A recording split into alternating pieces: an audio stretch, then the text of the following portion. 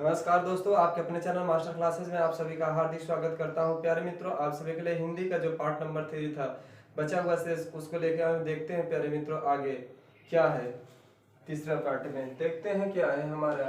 इधर ले लेते हैं। ओष्ठ के आधार पर स्वरों को कितने भागों में बांटा गया है। तो ओष्ठों के आधार पर स्वर को कितने भागों में बांटा गया है, कितने प्रकार होते हैं। स्वरों के 2 प्रकार होते हैं। कौन सा हो जाता है? आवृत्त स्वर, आवृत्त मुखी स्वर हो जाएगा हमारा। क्या हो जाएगा दूसरा? वृत्त मुखी स्वर। आवृत्त मुखी स्वर किसे कहते हैं और वृत्त मुखी स्वर किसे कहते हैं?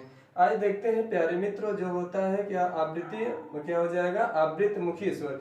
जिन स्वरों का उच्चारण करते समय क्या होता है, हमारा ओठ जो होता है गोला यानी कि गोलाकार होता है, या अथवा ये क्या कहते हैं वृत्ताकार, सॉरी क्या कहते हैं, गोलाकार नहीं होता अथवा क्या होता है वृत्ताकार नहीं होता, उसे हम क्या कहते हैं? तो हम उसे क्या कहते हैं? आवृत्त मुखी स्वर कहते हैं। इसी प्रकार ले लेते हैं प्यारे मित्रों, किसको ले लेते हैं? लेते हैं क्या कहते हैं, किसे कहते हैं? वृत्त जो होता है वृत्तकार। वृत्तकार में देखते हैं, वृत्तकार में हमारा कौन सा स्वर हो जाएगा? वृत्तकार हम उसे कहते हैं जो कि बोलते समय हमारा वोट हो क्या हो जाता है? वोट जो होता है हमारा क्या होता है? गोला हो जाता है। उसे हम क्या कहते हैं?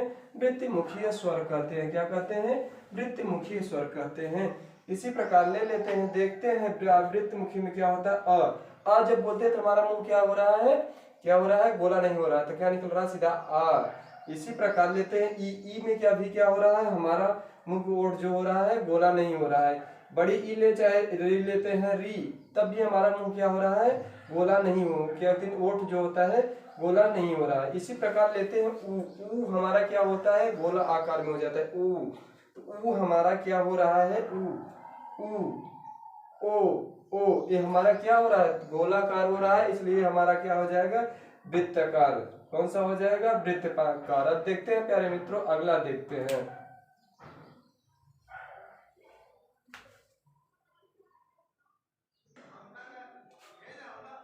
अब आगे देखते हैं प्यारे मित्रों।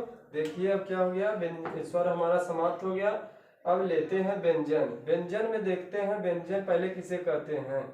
जो स्वरों की सहायता से बोला जाए उसे हम क्या कहते हैं? व्यंजन कहते हैं।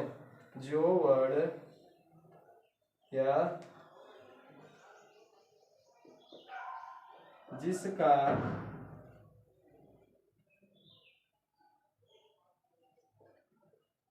उच्चारण करते समय स्वरों की सहायता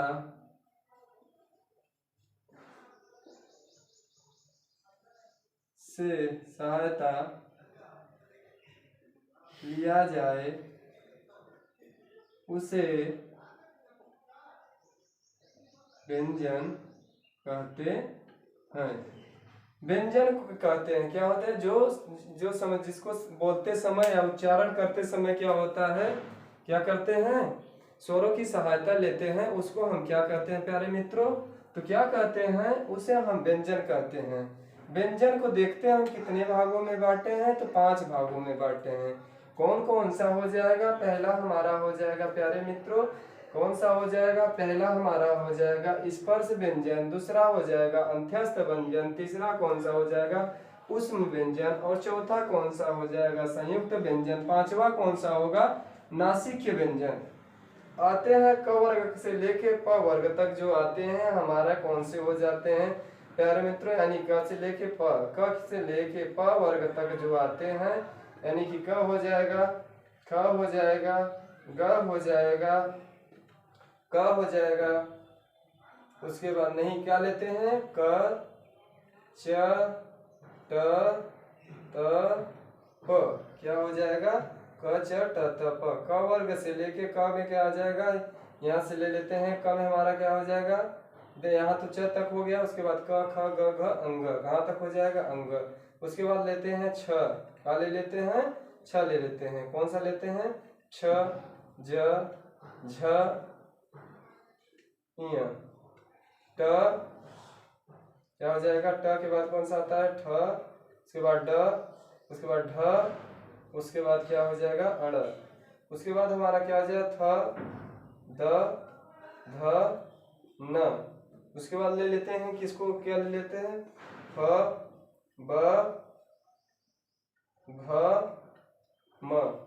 ये सब क्या हो गए हैं, जितने जितने आते हैं हमारे क्या हो जाते हैं, स्पर्श व्यंजन हो जाते हैं प्यारे मित्रों। क्या हो जाते हैं, स्पर्श व्यंजन हो जाते हैं।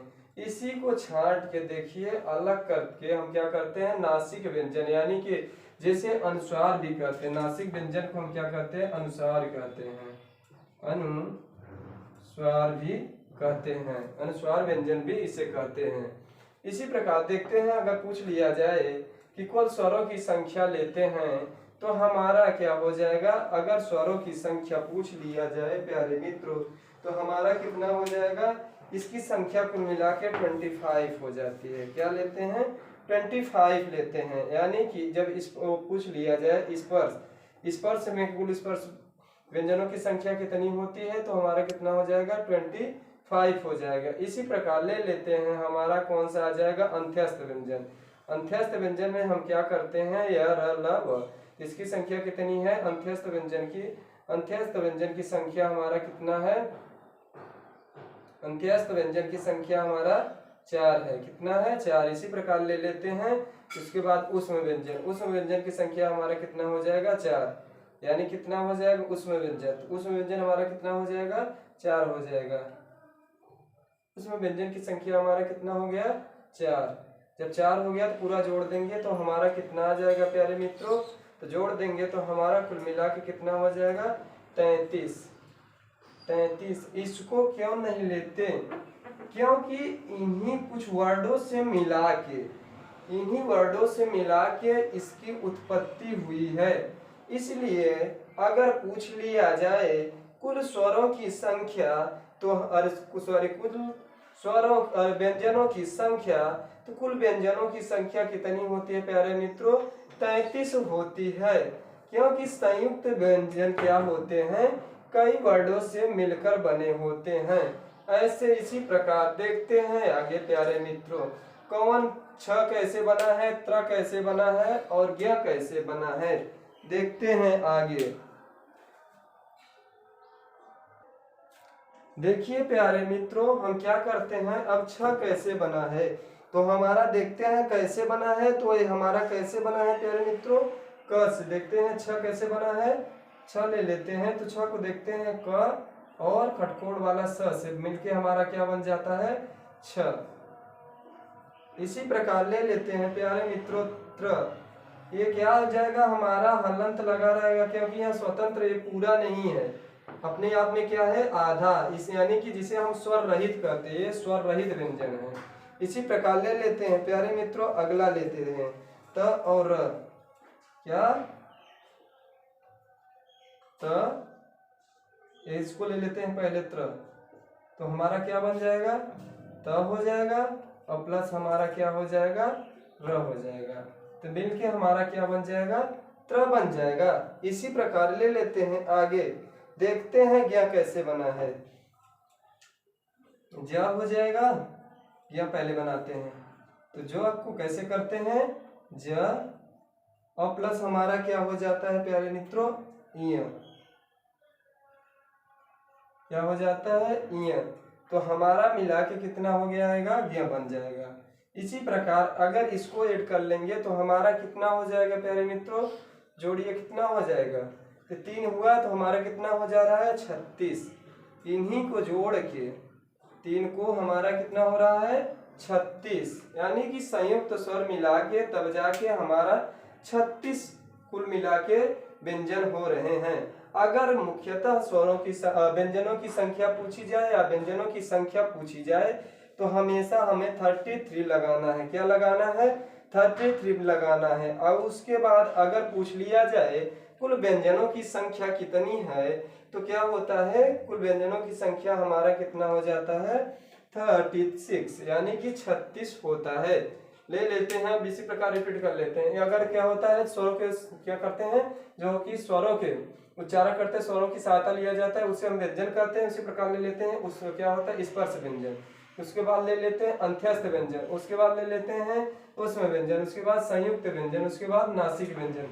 नासिक व्यंजनों की संख्या, अगर स्पर्श व्यंजनों की संख्या पूछा जाए 25 यानी 25 हो जाएगा। इसी प्रकार ले लेते हैं उस व्यंजनों की संख्या पूछा जाए तो 4 हो जाएगा यार ल। इसी प्रकार ले लेते हैं अगर सब इसका पूछा जाए तो कितना हो जाएगा हमारा, उसमें व्यंजनों की संख्या 4 हो जाएगा। संयुक्त व्यंजनों अंत्यस्थ व्यंजनों की संख्या 4। इसी प्रकार इसका कितना हो जाएगा 25 हो जाएगा। और इसकी संयुक्त व्यंजनों की संख्या अगर पूछ लिया जाएगा तो हमारा कितना हो जाएगा 4 हो जाएगा, अंत्यस्थ का 4। इसी प्रकार लेते हैं नासिक। नासिक में हमारे कितने आते हैं 5 वर्ण आते हैं, जिसे अनुस्वार भी कहते हैं। क्या कहते हैं, अनुस्वार व्यंजन भी कहते हैं। प्यारे मित्रों अब इसको क्या करेंगे, इसको अगले सेशन में क्या करेंगे, इसको अच्छे से एक्सप्लेन करेंगे। नासिक व्यंजन क्या है, स्पर्श व्यंजन क्या है और कैसे क्यों कहते हैं। प्यारे मित्रों अगर मेरा वीडियो आप सभी को अच्छा लगा तो लाइक सब्सक्राइब और शेयर करना ना भूलें और बेल आइकन को भी प्रेस कर दें ताकि मेरा वीडियो आप सभी तक सबसे पहले पहुंचे। थैंक यू दोस्तों।